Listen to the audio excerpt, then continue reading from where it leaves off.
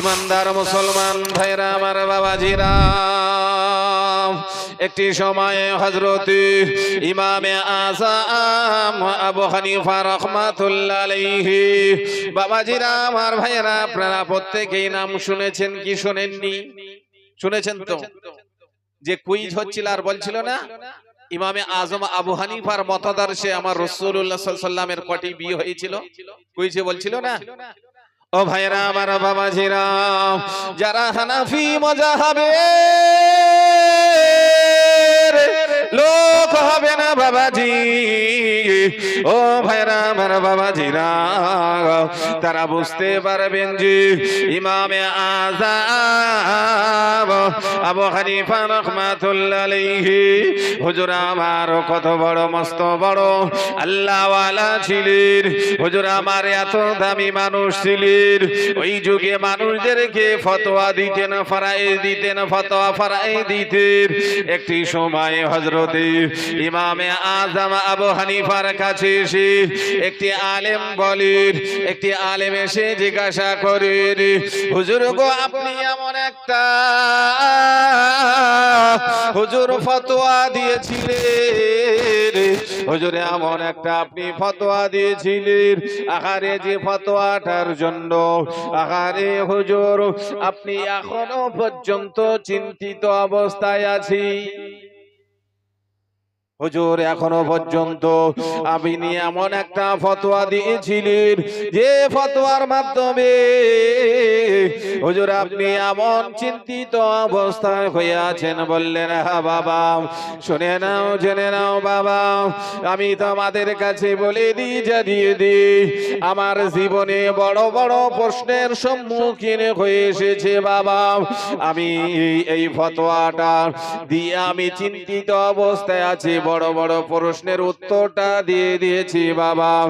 ও ভাইরা আমার বাবাজিরা, হযরত ইমামে আযম আবু হানিফা রাহমাতুল্লাহ আলাইহি হুজুর আমার বলেছিলেন, বাবা আলেম, আমি যে এইটাই আমি ফতোয়া দিয়ে চিন্তিত অবস্থায় আছি।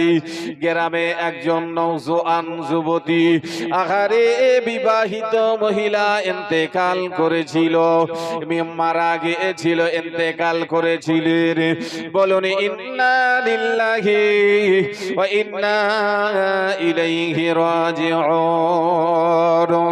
ও ভাইরা আমার বাবাজিরা, ওই মহিলা মারা যাবার পরে ওই মহিলাটার পেটে বাচ্চা ছিল বাবা, মহিলাটা গর্ভবতী ছিল, কিন্তু ওই মহিলার পেটে ওই বাচ্চাটা, ওই মহিলার পেটে ওই বাচ্চাটা জীবিত অবস্থায় ছিল। যখন জীবিত অবস্থায় ছিল, আহারে একদল বলেছিলেন, আল্লাহ রসুলের হাদিস বলেছিল যে বাবা, মানুষ যখন মরে যাবে, আহারে মানুষকে আঘাত করবে না, আঘাত করবে না। মানুষ যখন মরে যাবে, আস্তে আস্তে আস্তে আস্তে গোসল দেবে বাবা। মানুষকে খবরদার, খবরদার, জোরে জোরে গোসল দেবেন না।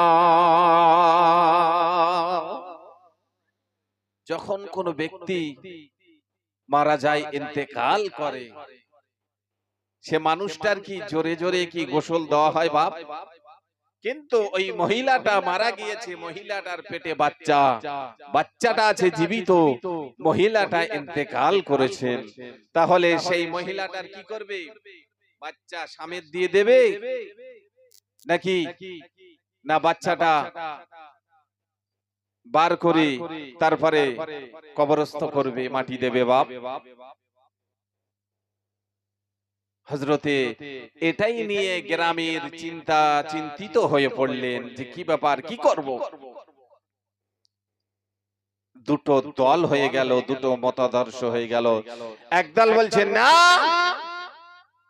মরা মানুষের গায়ে আঘাত করা যাবে না, ওই অবস্থায় মাটি দেওয়া হোক। আর একজন বলছেন না, যদি ওই অবস্থায় মাটি দেওয়া হয় তাহলে কি হবে? বাচ্চাটা জীবিত অবস্থায় আছে পেটে, ওই বাচ্চাটাকেও মাটি দেওয়া হবে, তাহলে একসঙ্গে দুটো মানে জীবিত মানুষকে মাটি দেওয়া কি হালাল না হারাম? হারাম। বাবাজি আমার ভাইরা, এটা সেই কুরবানি নয়। কি হলো কুরবানিতে কি হয়? যদি কোনো পেটে বাচ্চা থাকে, পশু কুরবানি দিল, কুরবানি দেওয়ার পরে পেটে বাচ্চাটা যখন দেখা হয় যে ওই বাচ্চাটা কি করে, পেটের গরুর পেটে যদি বাচ্চা থাকে ওই বাচ্চাটা কি করবে? ফেলে দেবে না ওই গোশতের সঙ্গে কুচিয়ে খেয়ে নেবে? কিন্তু ফেলে দেওয়া হয়, কিন্তু খেয়ে নিলে কোনো অসুবিধা নাই। গোশতের সঙ্গে যদি কুচিয়ে খেয়ে নেওয়া হয় ওটা খাওয়া চলবে, এটা হাদিস শরীফে আছে। ও ভাইরা আমার, বাবাজিরা, আকারে ওখানে দুটো দল হয়ে গেল। একদল বলছে না না না, আকারে গায়ে হাত দেওয়া যাবে না, তাকে কোন রকম ভাবে বাবা তাকে কোন রকম ভাবে কাটা যাবে না, বাচ্চাটা বার করা যাবে না।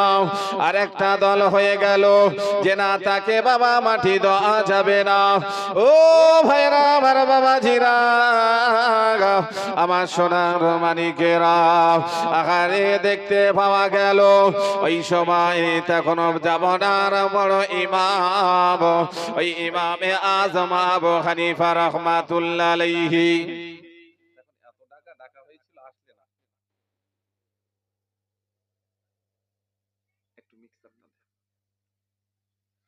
ভাইরা আমার, বাবাজিরা, ভাই হযরতে ইমামে আযম আবু হানিফা রাহমাতুল্লাহ আলাইহির কাছে খবরটা চলে গেলেন।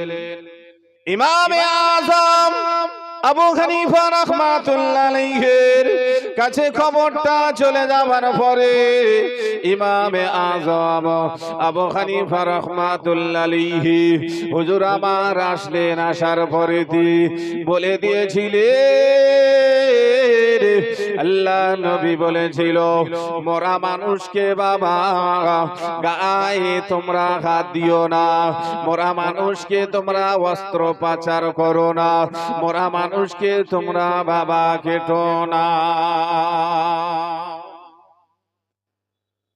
হাদিস শরীফে আছে মরা মানুষের গায়ে আঘাত করা যাবে না, কাটা যাবে না। তাহলে কি করা যাবে বাপ? পরিস্থিতি হিসাবে হযরতে ইমামে আযম আবু হানিফা রাহমাতুল্লাহ আলাইহি বলেছিলেন যে আমি এত বড় বড় প্রশ্নের সম্মুখে হয়েছিলাম, কিন্তু এই প্রশ্নের জবাবটা উত্তরটা দিয়ে এখনো পর্যন্ত আমি চিন্তিত অবস্থায় আছি। ঠিক এইরকম কেস একটা ঘটেছিলেন হযরতে ইমামে আহমদ ইবনে হাম্বল রাহমাতুল্লাহ আলাইহির সময়। কেমন? ইমাম আহমদ ইবনে হাম্বল রাহমাতুল্লাহ আলাইহির সময় ওই মহিলা মারা গিয়েছিল। মহিলাটা মারা যাবার পরে দেখো মহিলাটাকে একজন গোসল দিচ্ছে, পায়ের দিকে গোসল দিচ্ছে একজন মহিলা। সে চিন্তা করছে আল্লাহ এই পায়ের দ্বারায় কত না কি গুনাহ করেছে, কত জায়গায় গিয়েছে, কত গান বাজনায় গিয়েছে, যে এই পা দিয়ে কত না কি গুনাহ করেছে। মহিলারা কি করে? এই দেখেন এই বাজার হচ্ছে তো, মহিলারা তারা ঘুরছে, কিন্তু না, এইভাবে ঘোরা নিষেধ আছে। আল্লাহ নবী বলেছেন লা ইয়াদখুলুল জান্নাতা, আল্লাহ নবী ঘোষণা করলেন, আল্লাহ নবী জানিয়ে দিলেন ঈশা মহিলারা জান্নাতে যাবে না। আল্লাহ নবী বললেন আদাউসুল ইয়াদখুলুল জান্নাত, যে সব মহিলারা আহারে বেপরদায়, যে সব মহিলারা ঘোরাঘুরি করে, যে সব মহিলারা বেপরদায় আহারে বিভিন্ন দিকে ঘোরাঘুরি করে। ও ভাইরা আমার, বাবাজিরা, আমার সোনা মানিকেরা, আহারে মহিলারা বেপরদায় বেপরদায় ঘোরাঘুরি করে ওই সব মহিলাদের জন্য আল্লাহর জান্নাতটা হারাম হয়ে যায়।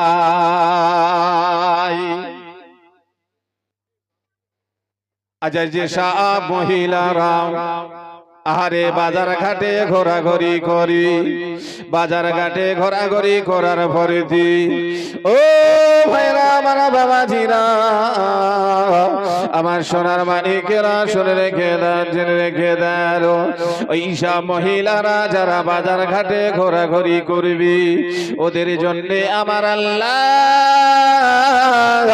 জাহান্নাম রেখে দিয়েছে। আর ওই সব মহিলারা জাহান্নামে যাবে, সেই সঙ্গে সঙ্গে চারটে পুরুষ জাহান্নামে দিয়ে যাবে।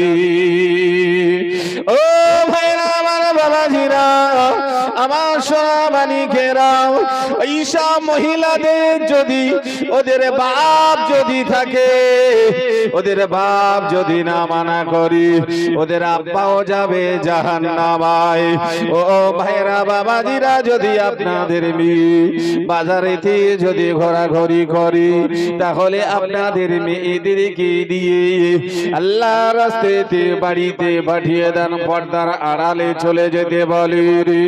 ও ভাইরা বোনেরা ভাইরা আমার বাবাজিরা, এক নাম্বার বাপকে পিতাকে পাকড়াও করবে, দ্বিতীয় নাম্বার হলো আহারে তার বড় ভাই, ওই বড় ভাই যদি থাকে,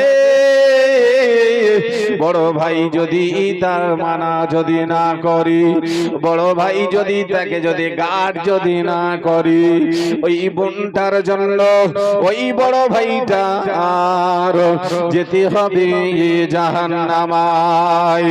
ও ভাইরা আমার বাবাজিরা, শুধু তাই নয়, তৃতীয় নাম্বার হলো ওই মহিলাটার বিবাহ হয়ে গেল, ওই মহিলাটা বিবাহিত, কিন্তু ওই মহিলা বিবাহ হয়ে যাবার পরে স্বামীর বাড়ি এসেছে,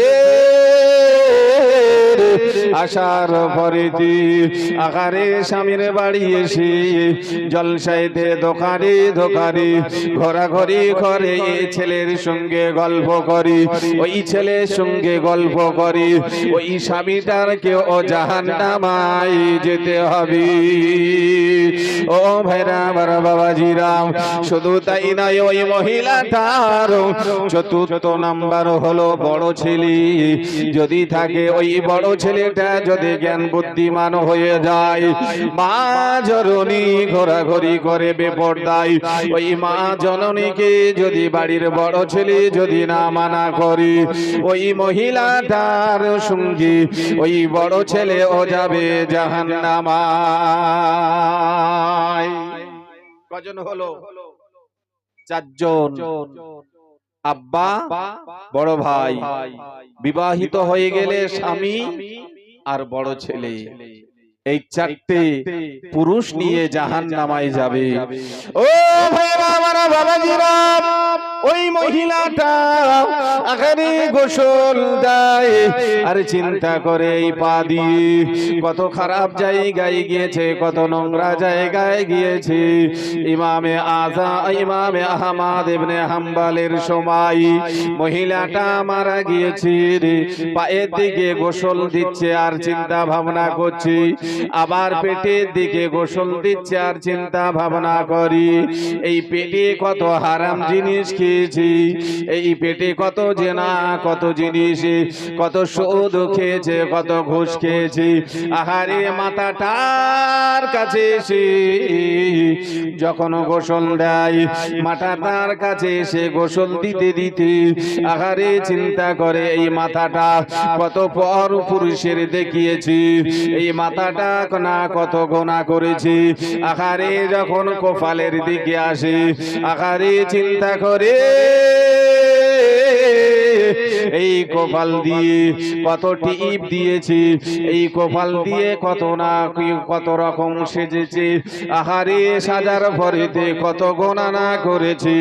ও ভাইরা আমার বাবাজিরা, এমন করতে করতে যে হাতের কাছে চলে এসেছি, হাতের কাছে চলে আসার পরে হাতের কাছে এসে যেই বলে যে আল্লাহ এই হাত দিয়ে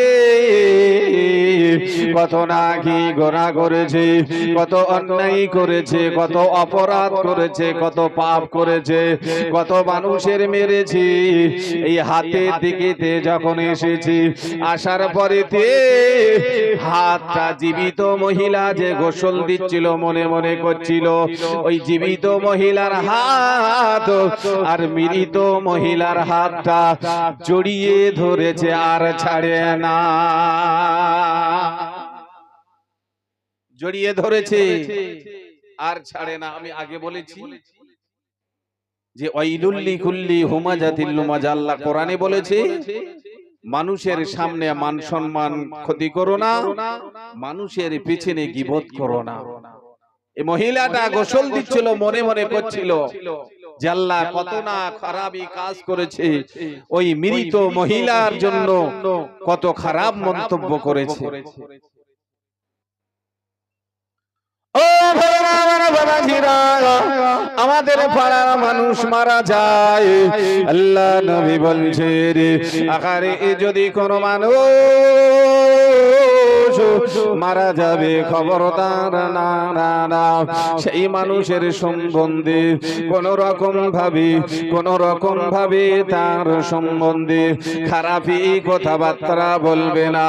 সেই মানুষটা মরে যাবে, তার পৃথিবীর জমিনেতে আহারে যত রকমের ভালো কাজ আছে সেই তত রকমের ভালো কাজটা তাকে তুলে ধরো না না। সেই বেনামাজি ছিল বলে খবরদার তাকে বেনামাজি বলো না, না না সেই বেরোজগার ছিল বলে ওই মানুষটা মারা গিয়েছে বেরোজগার বলো না। আমরা বলতে থাকি ও নামাজ পড়েনি, ও রোজা করেনি, ও সুদ খেয়েছে, ও ঘুষ খেয়েছি, ও অন্যায় করেছে, অপরাধ করেছে, পাপ করেছে, মানুষের মেরে কবরে গিয়েছি, ও কি ভালো থাকবে? ও ভাইরা আমার বাবাজিরা, আল্লাহ নবী বললেন ওই মানুষটার দোষটা, ওই মানুষটার অন্যায়টা আহারে তুমি যদি দুনিয়ার মানুষের কাছে যদি চেপে দাও, আল্লাহ পাক রব্বুল আলামিন কিয়ামতের দিনে কোটি কোটি কোটি কোটি মানুষের সামনে তোমার দোষটা, তোমার অন্যায়টা আমার আল্লাহ চেপে দেবে। আরেকটু জোরে বলুন না সুবহানাল্লাহ, সবাই মিলে বলুন না সুবহানাল্লাহ, নারে তাকবীর। এই অভ্যাসটা, এই গুণটা আমার আপনার ভিতরে আছে বাবা। যদি কোনো মানুষ মারা যায়,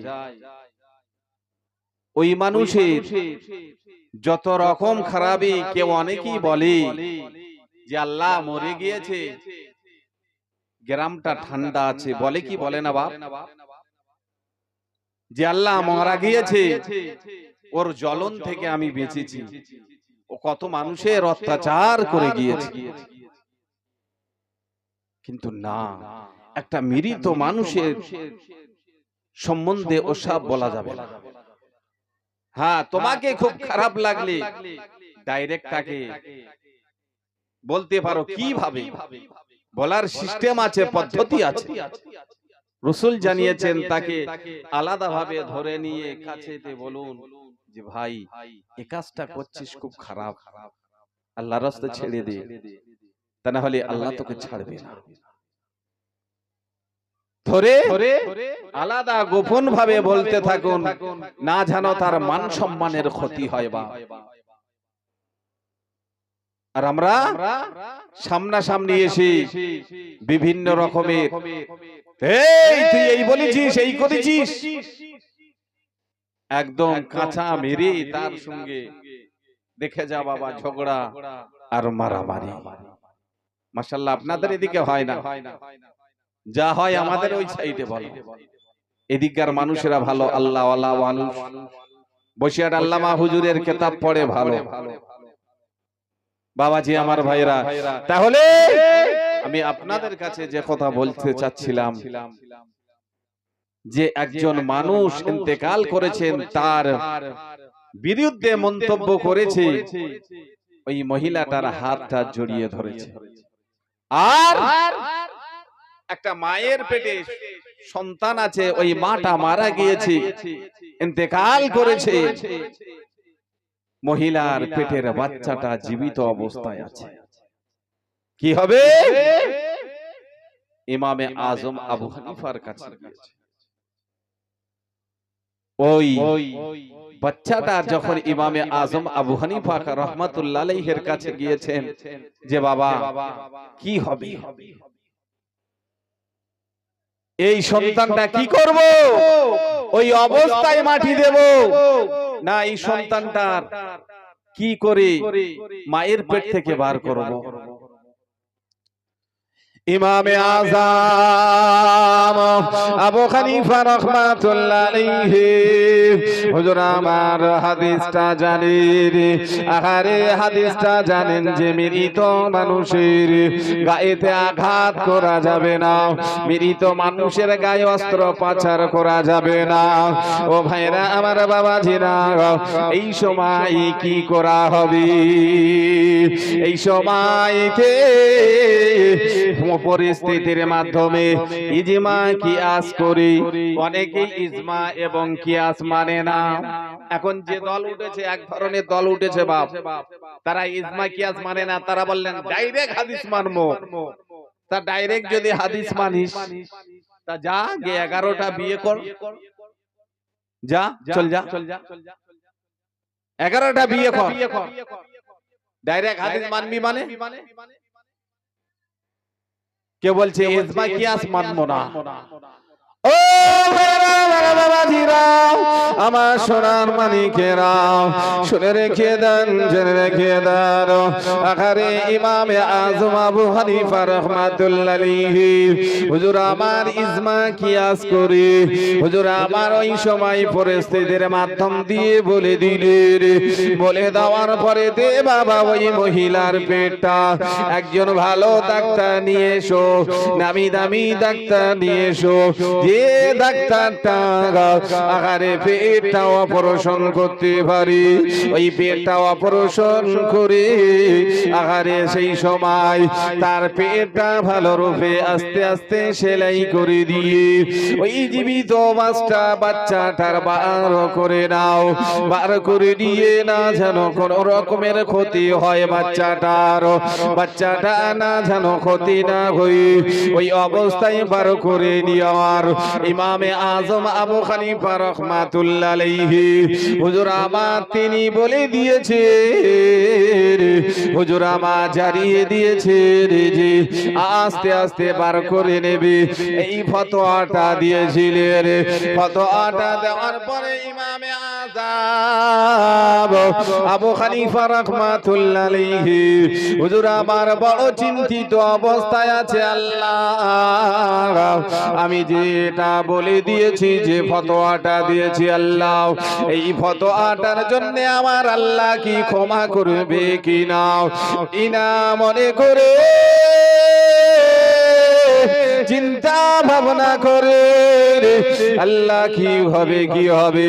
ওই আলেমটা এসে শুনছেন, আলেমটা জিজ্ঞাসা করলেন, হুজুর যে আপনি কোন চিন্তিত অবস্থা আছে? বলে হ্যাঁ, আমি এখনো এই ফতোয়াটা দিয়ে চিন্তিত অবস্থায় আছি, কেননা এর পূর্বে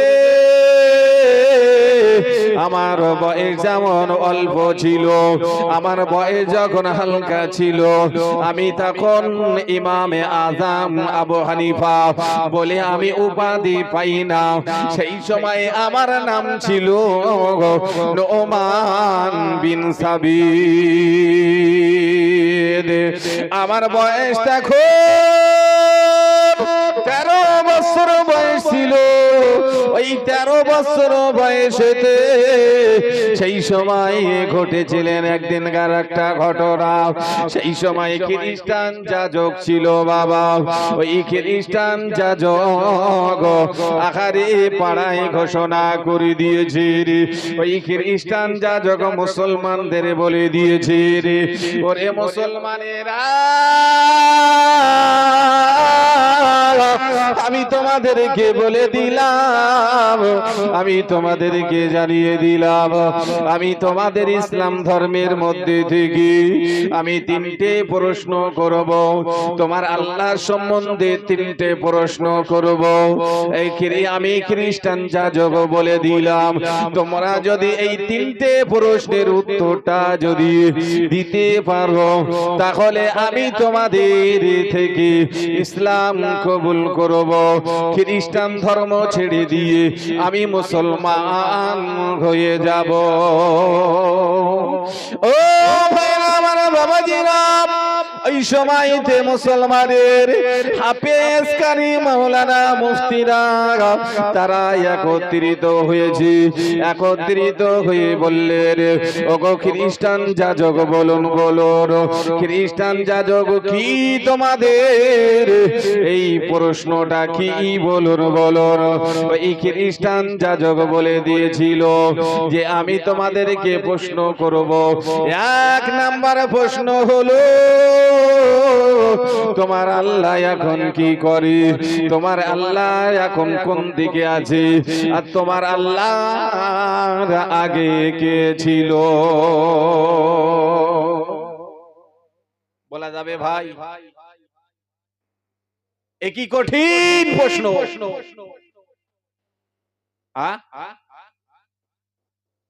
কি কঠিন যে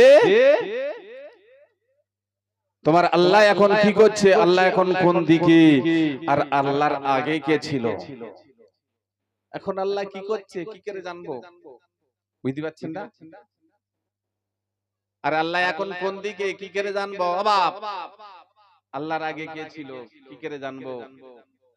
আলেম ওলামারা তারা তো চিন্তা করছে, আল্লাহ আলেম ওলামারা চিন্তা করে আর বলে, আল্লাহ আমরা হাদিস কোরআন পড়েছি, আল্লাহ হাদিস কোরআনের জ্ঞানটা অর্জন করেছি, বুখারী শরীফ, মুসলিম শরীফ, আবু দাউদ শরীফ, তিরমিজি শরীফ, নাসাই শরীফ, ইবনে মাজাহ শরীফ, সিয়াসেত হাদিস পড়েছি, সেই সঙ্গে সঙ্গে মুসনাদ আহমদি হাদিস পড়েছি, সেই সঙ্গে সঙ্গে মিশকাত শরীফ হাদিস পড়েছি, সেই সঙ্গে সঙ্গে তাফসিরে জালালাইন, তাফসিরে কাসাব, তাফসিরে ইবনে মাজাহ, তাফসিরে রুহুল আমির, আল্লাহ পাক সমস্ত এসবগুলো আমরা সমস্ত কোরআন হাদিসে আমরা ঘেটে ঘেটে ঘেটে ঘেটে দেখলাম, কিন্তু না না না না না আমরা তো পাচ্ছি না, পাচ্ছি না। প্রশ্নের উত্তরটা আমরা কিভাবে দেব, এই না মনে করে চিন্তা করলেন আল্লাহ আমরা কি করে দেব। আহারে যখন চিন্তা করে আর পারে না, এই সময় খ্রিস্টান যাজক বলেছিলেন, ও মুসলমানেরা তোমরা শুনে নাও, জেনে নাও, তোমরা যদি উত্তরটা যদি না দিতে পারো তাহলে তোমাদের ইসলাম ধর্মটা ছেড়ে দিয়ে তোমাদেরকে তো খ্রিস্টান ধর্ম গ্রহণ করতে হবে।